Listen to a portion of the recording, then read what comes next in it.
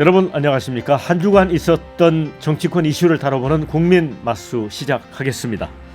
이재명 한동훈 주요 대선 주자들의 출마 선언이 잇따르고 있습니다.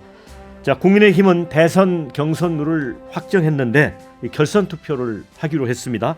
민주당도 경선룰 준비가 한창입니다. 자, 관제를 떠난 윤석열 대통령이 향후 대선에 어떤 영향을 끼칠지도 주목이 됩니다. 오늘 오신 정치인 두 분과 이 문제를 중심으로 논의해 보도록 하겠습니다. 먼저 국민의힘 이재영 전 의원 나오셨습니다. 반갑습니다. 네, 반갑습니다. 네, 이에 맞서 민주당 김한규 의원입니다. 네, 안녕하세요. 제주실 김한규입니다. 네, 바로 첫 번째 주제로 가보겠습니다.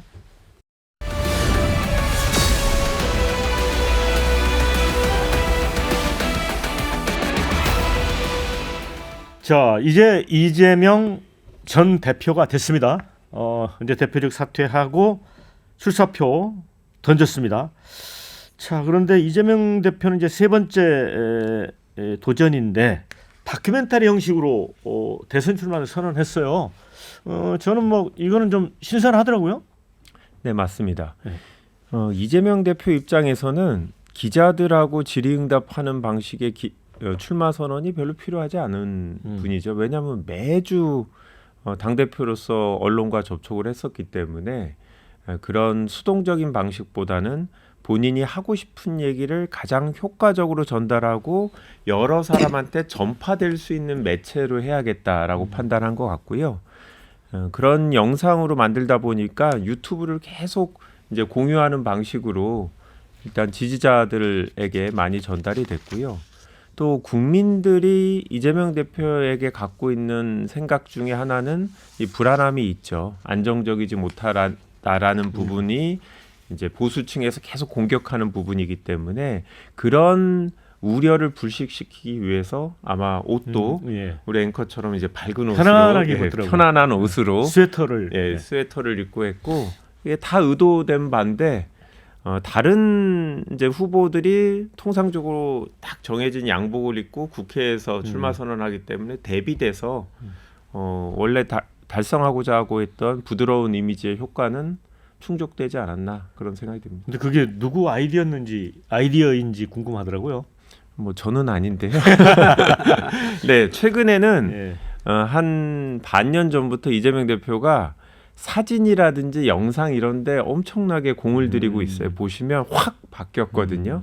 기존에는 메시지를 주는데 중요하게 생각했다면 메시지보다는 그냥 그 자체의 영상미나 사진의 구도나 미학 이런 거에 되게 관심을 보이는 걸 보니 약간 젊은 분이 옆에서 챙기고 있다 이렇게 보고 있습니다. 이재용 의원님은 어떻게 보셨어요? 다큐멘터리 형식의 출사표? 지금 나와 있는 국민의힘 후보들하고 비교해 보면 다르다라는 거는 말씀드릴 수 있을 것 같은데 신선하다라는 거는 아닐 수도 있는 게 사실 문재인 전 대통령도 다큐멘터리로 네. 영상으로 출마 의사를 표현하셨잖아요. 네. 그래서 그거는 뭐 이재명 대표만의 뭐 특별하게 독특한 특별함은 아니었다라고 좀 평가를 드리고 싶고요. 방금 말씀하신 대로 이제 부드러움을 강조하려고 하셨던 것 같아요. 근데 22년 우리가 대선으로 돌아가면 그때도 대선 기간 동안 그 옷 색깔이라든지 뭐 그 형태 이런 것들이 굉장히 그때도 유사한 그런 모습이었어요. 그래서 요번에 그것을 기억 못 하시는 분들은 뭐 부드럽고 신선한 거 아니야라고 평가하실 수 있지만 불과 3, 4년 전에는 또 똑같은 것을 반복을 하셨기 때문에 그렇게 말씀드리고요. 저는 오히려 이제 메시지에 조금 더 중점을 뒀는데 한 10분 조금 남짓한 그 발언이었던 것 같습니다. 영상이었는데 의도적으로 윤석열 전 대통령에 대한 언급을 안 한 것 같아요.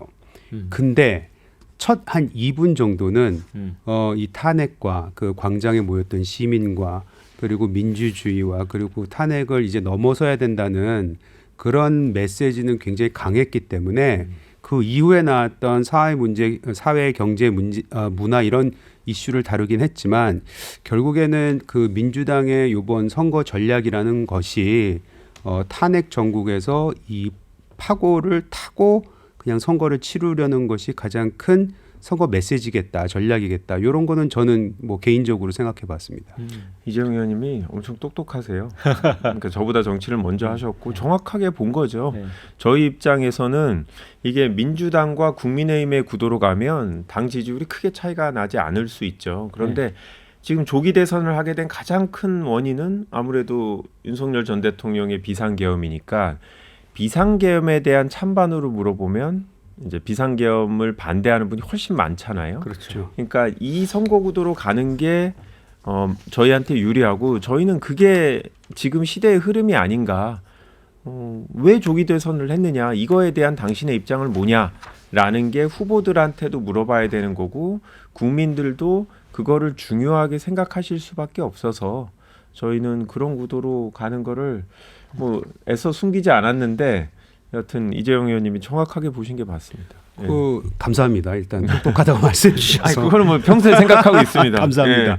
마찬가지입니다. 예. 근데 거기에 이제 두 가지의 함정이 있을 수도 있다라고 저는 보여져요. 뭐냐면은 일단 그러니까 탄핵과 관련해서 비상계엄 탄핵과 관련해서는 국민의 한 70% 정도 가깝게 탄핵을 찬성을 하셨고 그 탄핵 인용 이후에도 그 정도 숫자가 이건 여야 할 것 없이 많은 국민들이 그거에 대해서 수용하겠다, 잘됐다, 뭐 해야 될 걸 했다라고 평가를 하셨는데 그렇게 따지고 보면 이재명 대표의 현재 지지율이 거기까지는 못 미치거든요. 그럼 그 갭은 왜 일어날까? 여기에 대해서 아마 민주당도 고민을 하고 있으리라 전 생각이 들고 또 하나는 지금까지 그러니까 지난주 금요일까지는 모든 것이 이제 탄핵이 되느냐 마느냐 비상계엄의 연장선에서 4개월 동안 윤석열 전 대통령만 보였습니다. 네. 근데 이제 윤석열 전 대통령이 사라졌잖아요.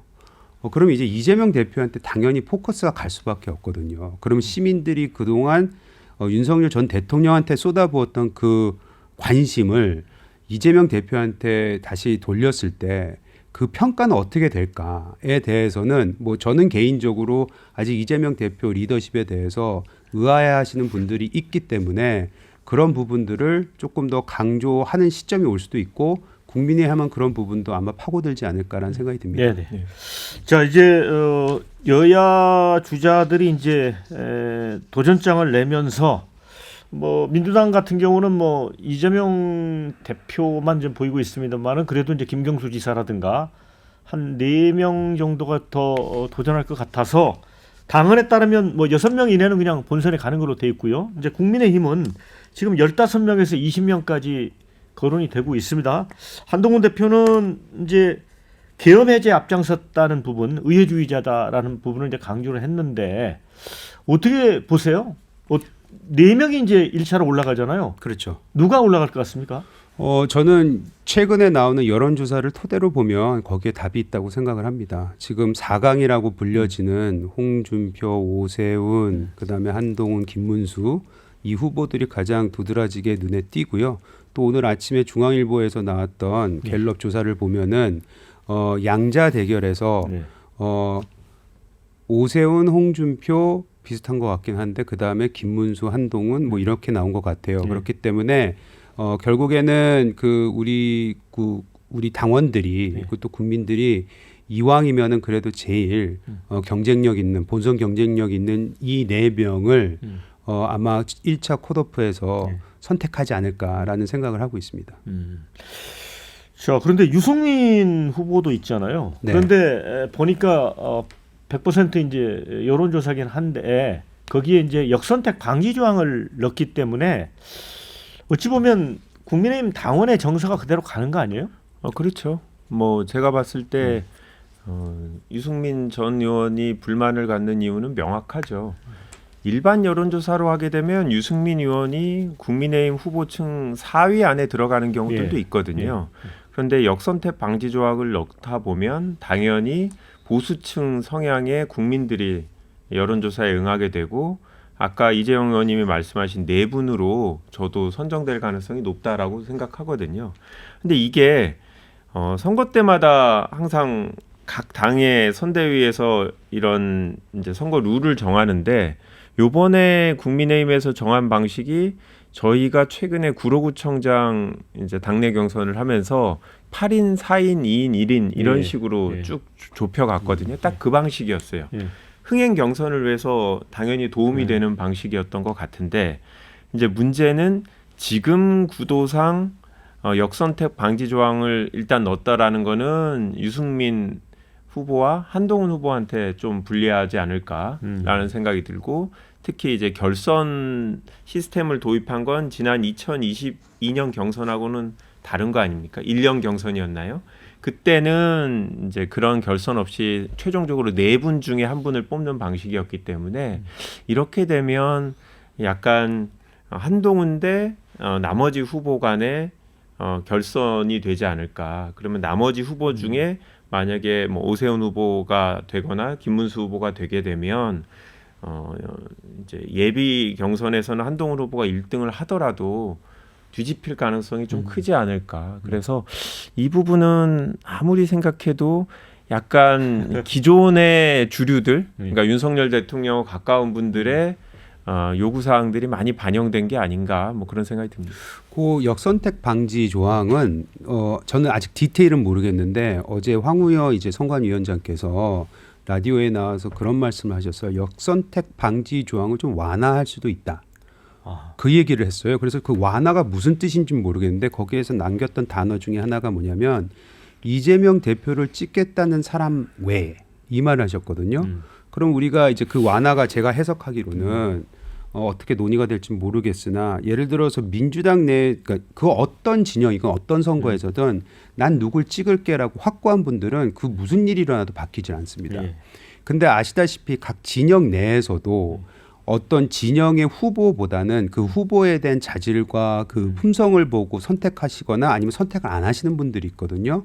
그래서 혹여라도 만약에 그 완화 조치가 민주당을 지지하거나 진보 진영을 지지를 하지만 나는 이재명 대표를 뽑지는 않겠다라는 분들까지 혹여라도 그 포함이 된다면은 저는 역선택 방지 조항이 굉장히 많이 완화되기 때문에 또 그것이 사실 이번 대선에 우리가 치러야 되는 선거 논리는 맞죠.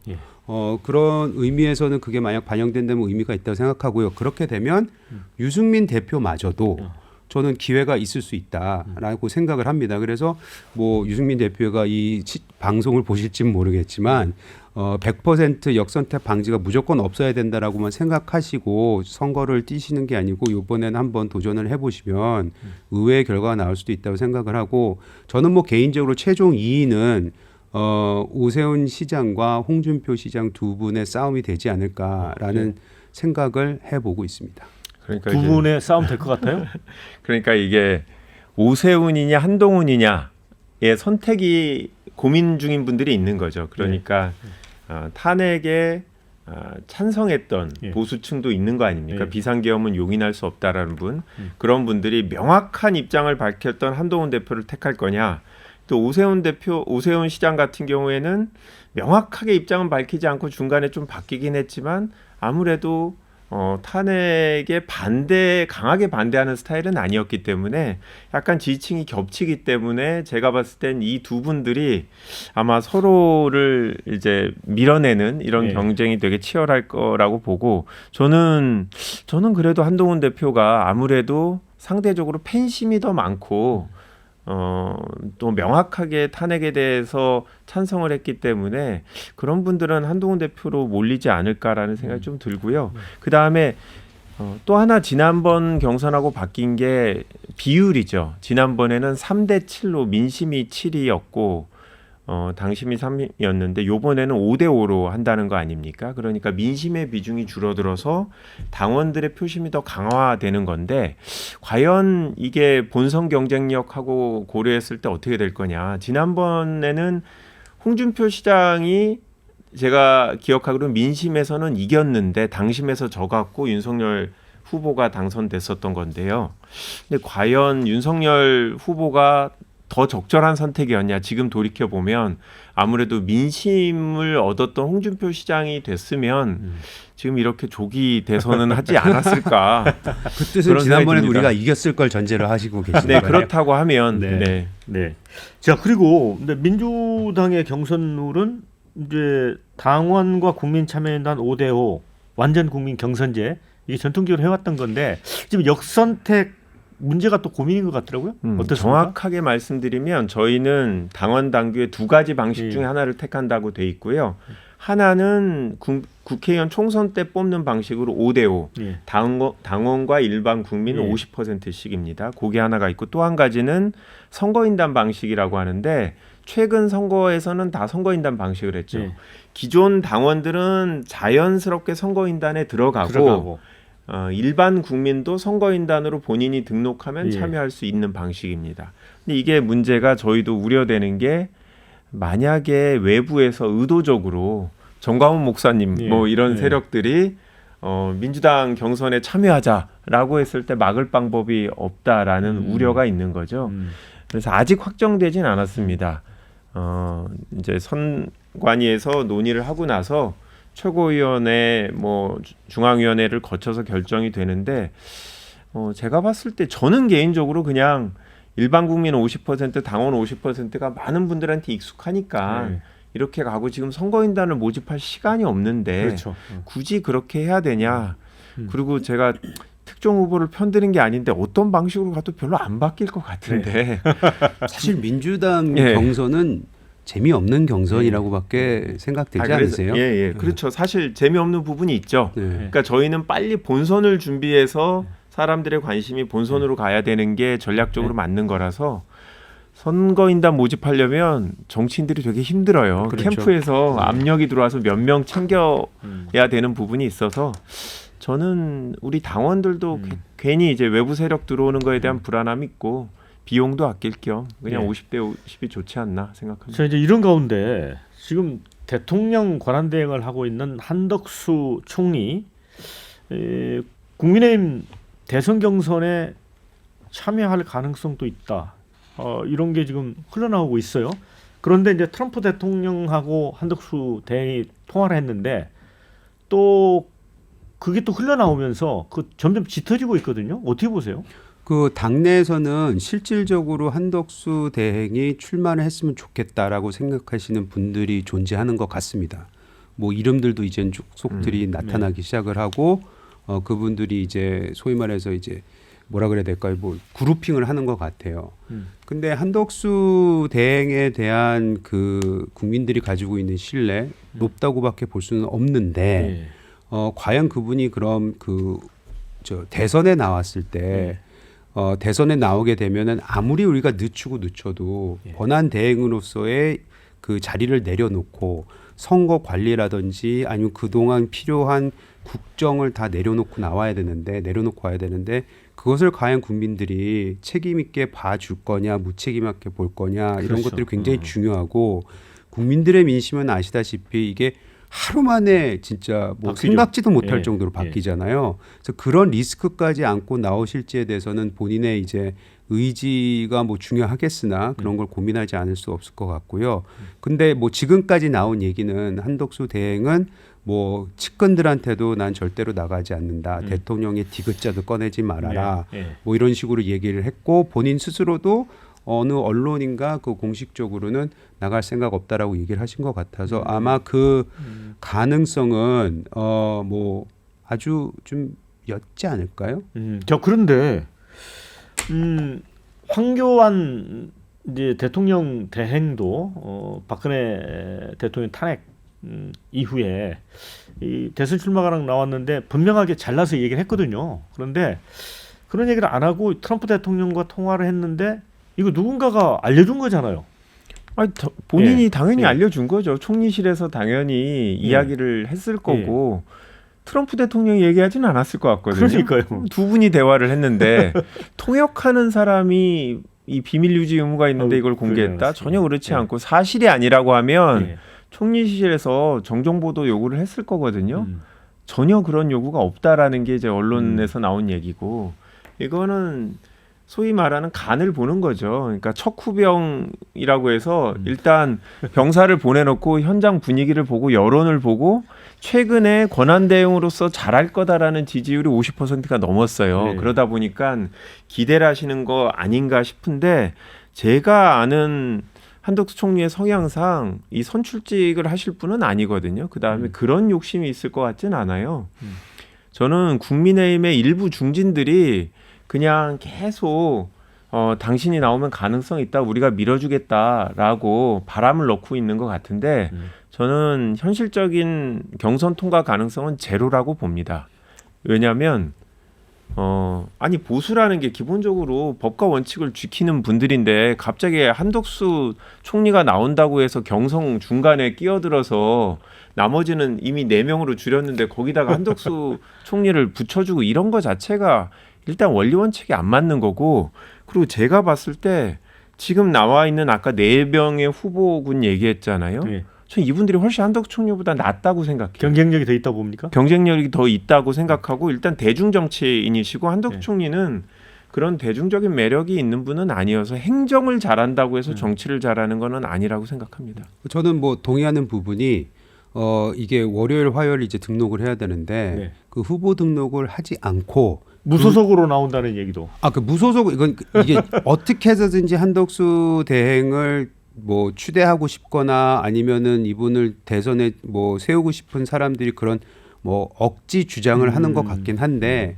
우리 최소한 당 내에서는 만약 월화 그러니까 주말까지 나 이것 관두고 할게라고 선언하지 않는 이상은 그 경선 과정에서 뭐 중간에 이렇게 들어오는 거는 불가능하다. 그거는 뭐 저도 말씀드리고 싶고요. 다만 이거를 좀 큰 틀에서 봐주시면 어떨까 하는 생각이 들어요. 뭐냐면 이재명 대표 민주당은 아까도 말씀드렸지만 이재명 대표의 소위 말하는 극일 체제입니다. 누가 와도 이재명 대표 후보되는 건 마찬가지예요. 그런데 이 한 사람에 대한 대응을 물론 양자 대결 굉장히 중요하긴 하지만 국민의힘의 전략은 뭐 10명, 15명 이렇게 얘기 나오긴 하는데 저는 집단지성으로 싸워야 된다고 생각을 하거든요.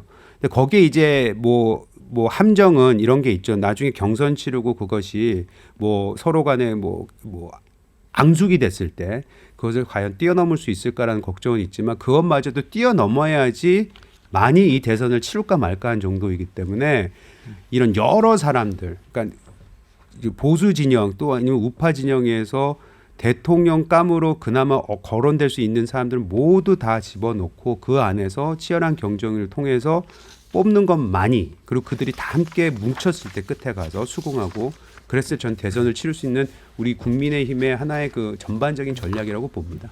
아니 근데 의원님이나 저나 정당 생활을 하고 있는데 이게 정당 정치 완전 반하는 일 아닙니까? 무슨 말이냐면 우리 양양자 전 의원님도 그렇고 아니, 국민의힘의 당원인 적이 없는데 갑자기 대선 경선에 나간다는 거 저는 인정이 안 되거든요. 마찬가지로 한덕수 총리도 국민의힘 당원인 적이 한 번도 없는데 갑자기 국민의힘의 대통령 후보로 뽑는다라는 건 당원에 대한 그 모욕이 아닐까 싶고 이제 그런 정치는 그만둬야 된다라고 생각이 들고요.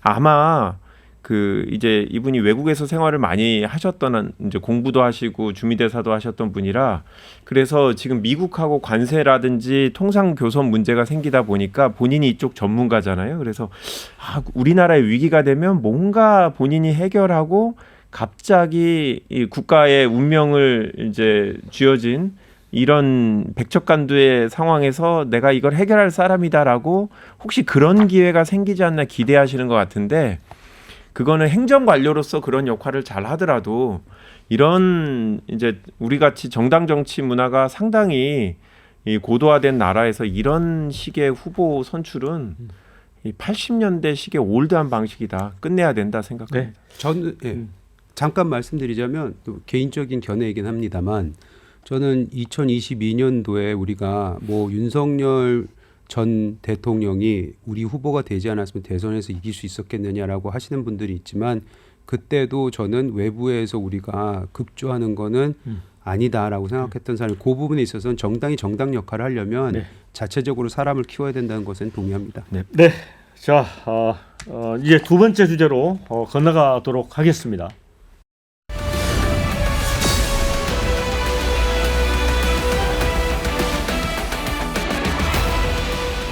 네, 이제 파면당한 윤석열 전 대통령 얘기 잠시 해보면요.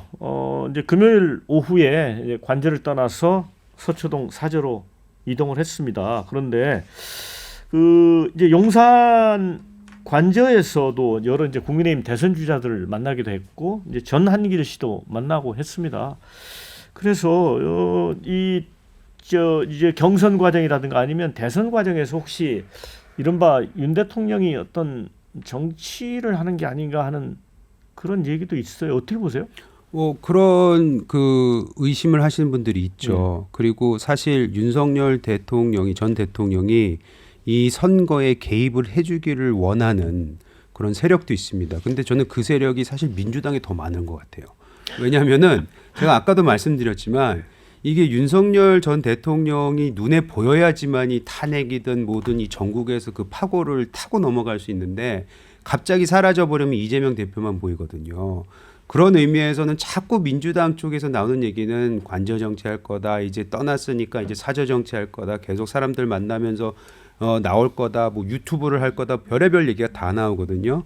근데 저는 오히려 이거를 그냥 보면은 본인 스스로도 그렇고 지금 이제 사법적으로 굉장히 많은 고비가 남아 있는데 그거에 대한 준비뿐만 아니고 사저에서 떠나기 전에 몇몇 의원들과 전환기 씨를 포함해서 만난 거는 거의 대통령으로서 있는 그 사저에서 그러니까 관저에서 마지막으로 손님 접대 정도 한 거. 그동안 고마웠다.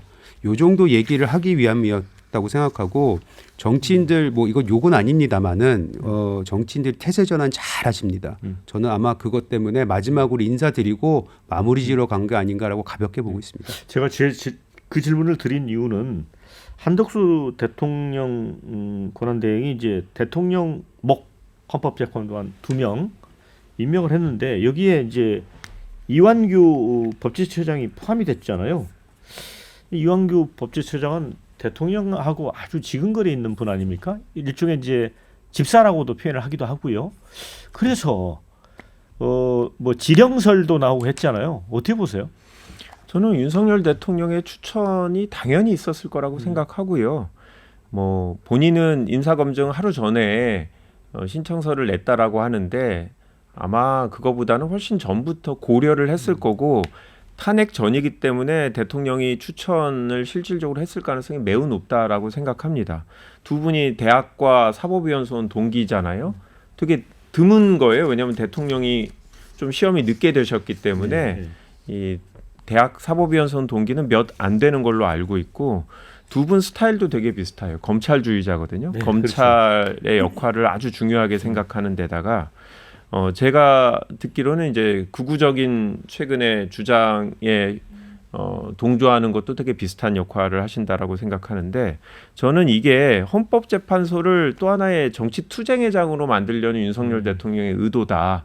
그 요구사항을 거절하지 못한 한덕수 총리의 고육주책으로 그냥 지명한 게 아닌가라는 생각이 드는데요. 한덕수 총리도 저희가 막아주기를 기대하고 있지 않을까 생각합니다. 네. 왜냐하면 지금 인권위원회를 보면 원래 조용한 조직인데 아주 정치적인 성향이 있는 김용원 위원이 들어가서 완전히 정치 투쟁의장으로 바뀌었어요.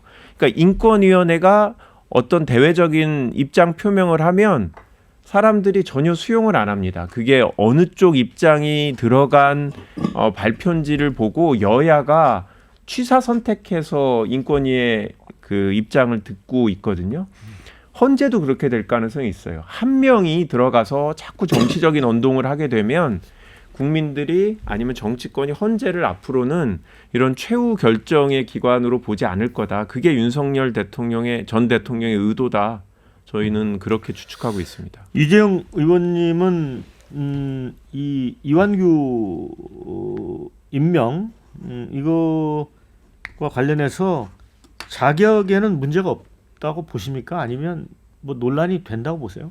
그러니까 저는 법조인 출신이 아니기 때문에 이분의 이제 이력만 보면은 오랜 법조인 생활을 했었고 법에 대해서는 잘 알 테고 또 법제처장이라는 자리가 뭐 쉬운 자리는 아니잖아요.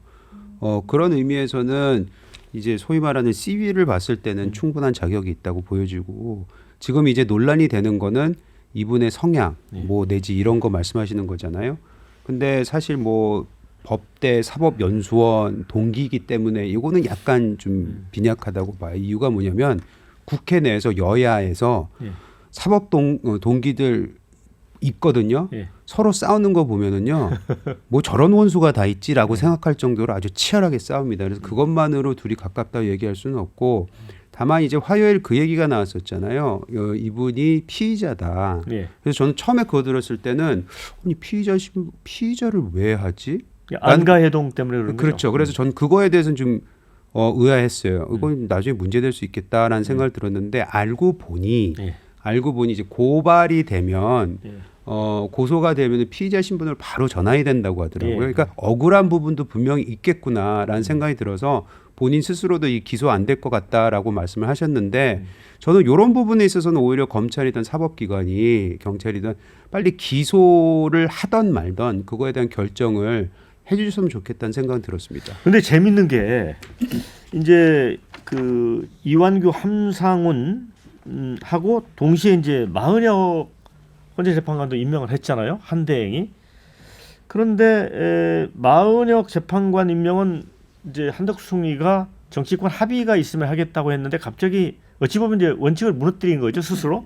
그런데 이 이제 민주당 쪽에서 이제 헌법소원 그걸 내고 했는데 주심에 또 이제 마은혁 재판관이 맡게 됐습니다. 네. 이거 4월 18일 이전에 나올까요?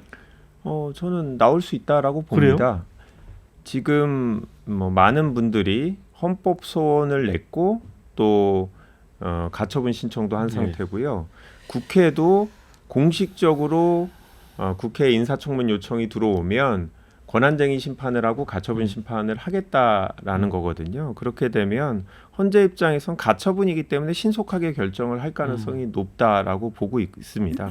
저희가 봤을 때 인용 가능성도 상당히 높다 법적으로. 왜냐하면 헌재 재판관들 입장에서 아니 보수적인 성향, 중도, 진보 이게 중요한 건 아니고 일단 헌법재판관을 권한대행이 임명할 수 있느냐라는 부분에 대한 법리적인 판단을 할 거고 그거는 이 각종 법률 서적을 보면 다 동일하게 나옵니다. 현상유지설이라고 해서 이 기본적으로 꼭 필수적으로 해야 될 일만 권한대행이 해야 된다라는 게 학계 일반적인 거고 이거는 보수적인 헌법학자들도 최근에 그렇게 얘기하고 있습니다. 그래서 일각에서는 탄핵에 반대했던 분들도 이 부분은 문제다라고 하시는 분까지 있거든요. 제가 봤을 때 이게 저는 뭐 이완규 후보자 자체도 매우 문제다라고 생각하지만 꼭 이완규 후보자만이 아니라 함상훈 후보자도 안 된다라는 게 이제 제 생각이고요. 이제까지 한 번도 그런 적이 없었습니다.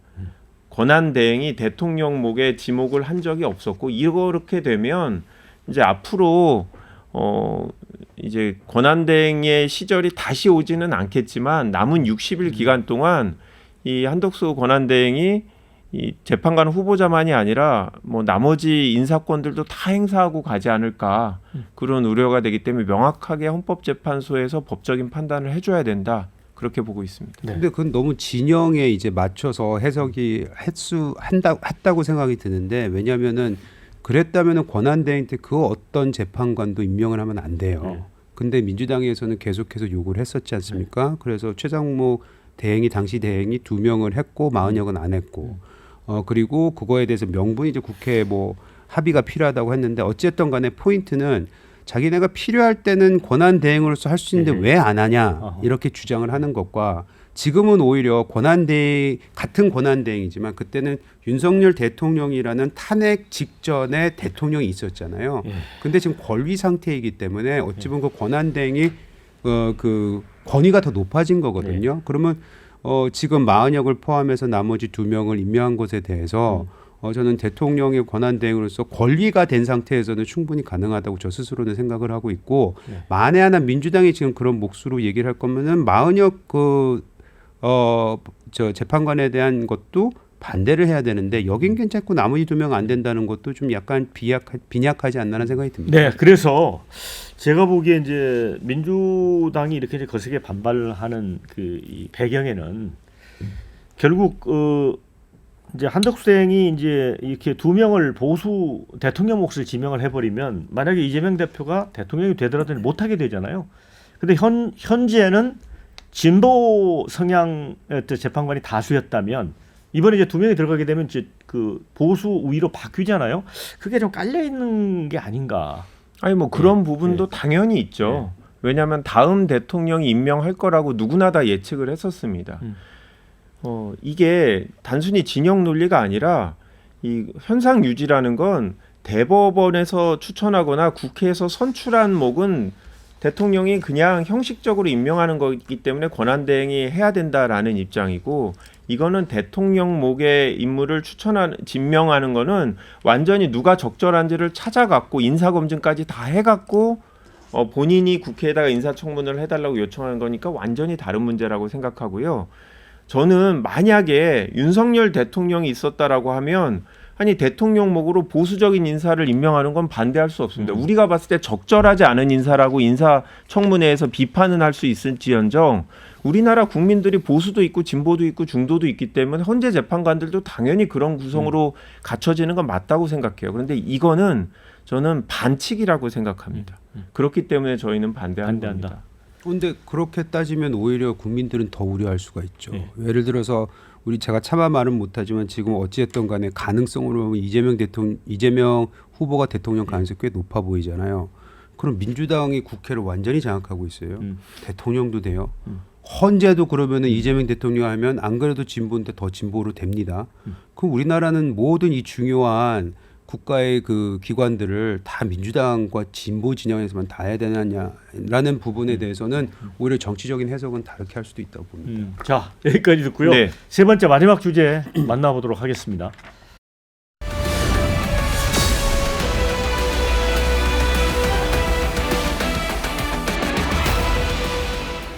자, 우원식 국회의장이 이 대선과 개헌을 동시 투표하자. 개헌안을 이렇게 주장을 했는데 며칠 만에 이제 포기를 했습니다. 이재명 대표가 내란 종식이 먼저다. 이게 발언을 한 게 원인이 된 것 같습니다. 그런데 일각에서는 또 이제 강성 지지층 이재명 대표의 우원식 국회의장을 또 덜 익은 수박 아니냐라고 또 공세를 편 부분 이런 것도 작동했다고 보는데 어떻게 보세요, 이재원님은? 저는 가장 안타까운 부분이 우리가 윤석열 전 대통령의 이 계엄과 탄핵 과정을 보면서 많은 국민들이 이제 87 체제는 끝났다라고 말씀을 하고 계세요. 그러면 기회가 있을 때 개헌을 해야 돼요. 개헌이란 이슈가 국민 마음에 생겨나기가 굉장히 힘든데 어찌했든 간에 안 좋은 사건을 나타났잖아요. 그럼 그때 국민들한테 맡겨야 되는데 그거를 지금 하지 못하는 거는 매우 아쉬운데 그걸 못하게 막는 사람이 이재명 지금 후보라는 부분에 있어서 또 우원식 의장이 그거를 굉장히 좋은 취지에서 띄웠는데 그거를 말 한마디로 그리고 거기 있던 강성 지지층들이 아까 말씀하셨던 무슨 수박이네 뭐네 하면서 몰아세우면서 그거를 못하게 했다는 부분에 있어서는 매우 아쉽고 안타깝고 이래선 안 되라는 생각이 좀 있습니다. 그런데 이제 이재명 대표가 말씀하신 내란 종식이 먼저다. 근데 윤석열 대통령이 이미 파면됐고 그다음에 뭐 대통령으로서 권한을 갖는 게 아니잖아요. 파면됐기 때문에. 그래서 또 이제 내란죄와 관련해서 이제 수사도 받아야 되고. 그래서 이게 내란 종식과 개헌이 과연 어떤 상관관계가 있는가 이렇게 의문을 표하는 사람도 있어요. 표현이 그렇다는 거죠. 네. 예. 물리적으로야 둘 다 할 수 있죠. 그런데 국민들 저희 지지층의 불안은 윤석열 전 대통령이 구속 취소되고 나서 뭔가 의구심이 계속 있는 거예요. 게다가 한덕수 총리가 권한대행이 통상적인 예측과 달리 지금 헌법재판관 2명을 임명하고 이런 것들이 정상적인 지금 정치 상황은 아니다. 뭔가 계속 역행을 하는 이 판을 뒤집어 보고자 하는 윤석열 대통령 주변 인사들이 뭔가 여전히 영향력을 행사하고 있지 않나라는 이제 불안함을 갖고 있는 것 같고요. 저 개인적으로는 예전부터 계속 말씀드렸는데 제도가 중요한 게 아니고 운용하는 사람이 중요하다고 생각해요. 저는 87년 헌법 물론 더 현재 시대에 맞게 고치면 더 좋은 조항도 있겠지만 저는 여전히 잘 작동하고 있고 그걸 보여주는 게 윤석열 대통령 파면 결정이라고 보거든요. 네. 이런 불법적인 행위를 현행 헌법에 따라서 이거는 비상계엄이 안 되는 거야. 그리고 중대한 헌법 위반이야. 그리고 더 이상 국민의 신임을 유지할 수 없을 정도의 배반하는 행동이기 때문에 탄핵해야 돼. 이게 지금 현행 87년 헌법 체제 하에서 이루어진 거기 때문에 지금 과연 우리가 법의 문제 때문에 윤석열 대통령의 비상계엄이 있었고 잘못된 국정 운영이 있었냐? 저는 그렇지 않다고 생각합니다. 지금 다음 대통령이 누가 되든 저는 이 헌법 하에서도 충분히 훌륭한 대통령 국정 운영이 있을 수 있다고 생각하기 때문에 개헌이 중요하다라는 건 약간 정치적으로 판을 뒤집으려고 하는 정치 세력들의 요구가 아닌가라고 생각합니다. 저는 예. 제가 현역이 아니다 보니까 이 부분은 조금 먼 발치에서 바라보잖아요. 그럼 가끔씩 먼 발치에서 바라보면 좀 더 거시적인 걸 잘 보는데 예를 들어서 이런 겁니다. 전 지금 윤석열 대통령만의 문제를 말씀드리는 게 아니에요. 예. 문재인 대통령이 됐을 때도 보면은 그 적폐청산이라는 걸 통해서 어마어마한 큰 피바람이 불었거든요. 그 전에 박근혜 대통령이 탄핵되는 그 과정도 보면은 이 대통령 제도하에서 있는 뭔가의 큰 문제점이 있다는 거 우리가 다 압니다. 케이스는 다 틀리긴 하지만 이 완벽하고 굉장히 그 거대한 권력을 가진 사람들 그리고 그 주위에 사람들이 몰려드는 그 과정 이런 것에서 나올 수 있는 굉장히 안 좋은 이런 결정들이 저는 헌법이 아직은 고쳐줄 수 있다고 생각을 하거든요. 새로운 체제가 들어서면서. 그래서 그런 부분에 있어서 말씀을 드리고 저희가 뭐 헌법 얘기하자면 뭐 1시간이 모자르기 때문에 그런 의미에서 이거는 그냥 윤석열 대통령을 지지하는 사람들이 뭘 바꾸자는 게 전혀 아니고 대한민국은 한번 이렇게 바뀌어야 되지 않나라는 취지에서 말씀을 드리는 겁니다. 근데 사실은 이재명 대표 입장에서도 지금 뭐 대선 과정을 보면 다른 후보들보다는 멀찍이 이제 구분응선을 막 통과하고 있다고 표현해도 될 정도인데 이렇게 받았으면 좀 오히려 리더십 측면에서 좀 멋있어 보이지 않았을까요? 근데 제가 개헌 논의를 보면 여의도의 관심사인 것 같아요. 예. 국민들께 개헌을 여쭤보면 예. 아니 뭐 하면 좋지. 근데 예. 뭐 할 건데라고 예. 물어보면 국민들은 정확하게 모르세요. 그러니까 권력기관을 통제해야 된다. 대통령의 힘이 너무 많기 때문에 빼야 된다. 이렇게 얘기를 하기 시작하면 그러면 왜 꼭 민주당 대선 후보가 대통령 될 때쯤 돼갖고 이 논의를 하냐. 이런 식으로 자꾸 이제 정치적인 싸움으로 치환되다 보니까 약간 여의도의 관심사가 아닌가 개헌이. 국민들의 요구사항이 있어야 그리고 국회에서 200석 이상이 동의를 해야 되는 거잖아요. 이거는 압도적인 다수당이 주도해도 될까 말까 한 게 개헌인데 민주당의 다수가 별로 관심이 없는 상황에서 이거를 계속 얘기하는 게 약간 정치적인 의도가 있다라고밖에 여겨지지 않은 거고요. 사실 이번 헌법재판소 결정에서도 나왔다시피 권력의 자제와 상대방에 대한 배려가 되게 중요한 거고 이거를 못하는 정치 세력은 선거로 평가를 받는 거 아니겠습니까? 만약에 이재용 의원님이 말씀하신 대로 여당이자 다수당의 두려움이 있다라고 하면 그건 국민들한테 그걸 막아달라고 하셔야 되고 그 국민들이 그래도 선택을 한다면 민주당한테 맡겨주셔야 되고 민주당이 잘 못하면 내년 지방선거에서 평가받고 민주당이 다시 방향성을 바꾸지 않을까. 결국 선거라는 우리나라는 주기적으로 정치 권력을 심판하고 평가할 수 있는 제도가 있기 때문에 이걸 믿어야 되지 않을까 생각합니다. 그러니까 개헌 드라이브가 나름의 어떤 정치적인 목적을 갖고 있는 것 같다라는 게 이제 김한규 의원님의 얘기예요. 실제로 이 개헌 드라이브를 걸게 되면 이슈가 이제 이 그 블랙홀처럼 이렇게 빨려 들어가면서 일종의 계엄 같은 걸 지우는 게 아니냐는 생각도 하는 것 같습니다. 한쪽에서는 개헌이라는 것 자체가 권력 구조를 어떻게 변화시키자고 하는 건데 당연히 정치적인 거죠. 그래서 그거는 저희가 뭐 그러니까 일종의 이재명 대표 포위 전략이랄까 이런. 아니 근데 그거는 모든 선거 여야 할 것 없이 좌우할 것 없이 대통령이 될 만한 사람들 아니면 대통령이 되고 나서는 지금 상황이 위기 상황인데 개헌을 왜 하냐. 이건 지금 논할 때가 아니다. 계속 그런 식으로 20년 넘게 얘기를 해왔어요.